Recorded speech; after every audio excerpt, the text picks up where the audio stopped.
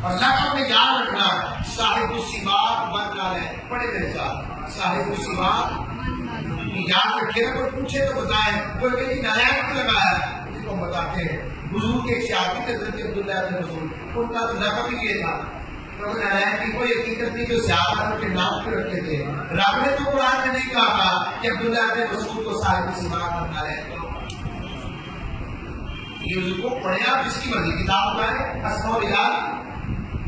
آپ کے پاس کوئی دعا کے لیے آتا تو آپ دعا بنانے کہتے جاؤ قبول ہوگی دعا, جاؤ خیر ہو گئے. آپ سے لوگ پوچھتی اتنا نہیں کی فرماتے ہیں حضور نے جابی عطا کر دی.